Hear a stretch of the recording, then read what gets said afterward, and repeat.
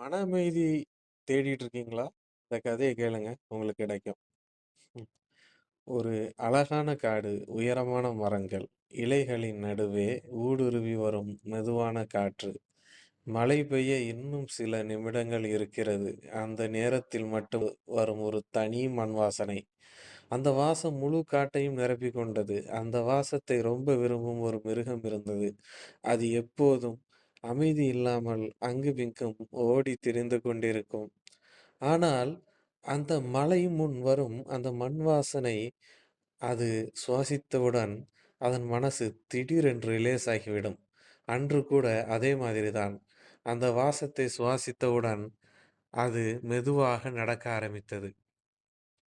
அந்த அந்த வழக்கமான ஓட்டம், ஆர்ப்பரிப்பு, பதட்டம் எதுவுமே இல்லாமல், எந்த பயமும் இல்லாமல், மன அமைதியை தேடி கொண்டே, அது அந்த காட்டின் ஆழம் நோக்கி சென்றது.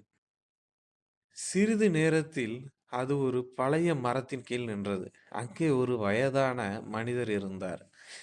சிதைந்த உடை, நீண்ட தாடி, அமைதியான கண்கள். அவர் முனிவரா, பிச்சைக்காரனா தெரியவில்லை.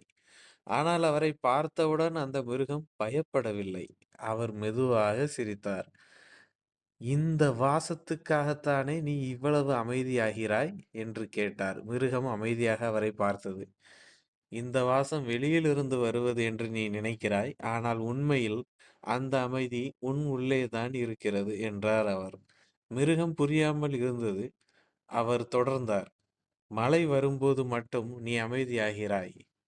ஆனால் அந்த அமைதியை நீ எப்போதும் உன் உள்ளே கண்டுபிடிக்க முடியும்."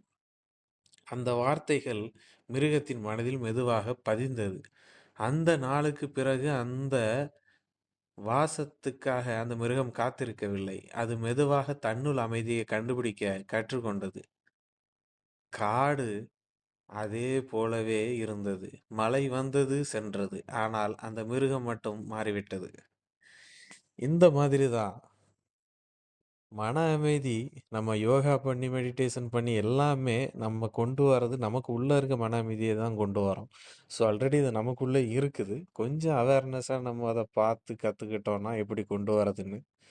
நம்ம வாழ்க்கைக்கு நம்மள சுத்தி எவ்வளவு பிரச்சனைகள், எவ்வளவு நம்மள பயம் படுத்துற மாரி, நம்மள பதட்டத்திலே வைக்கிற மாதிரியான சூழ்நிலைகள்ல இருந்தாலும் கூட, நம்ம மன அமைதியா இருக்க முடியும். மன அமைதியா இருந்தா தான், நம்ம தெளிவான டிசிஷன்கள எடுக்க முடியும்.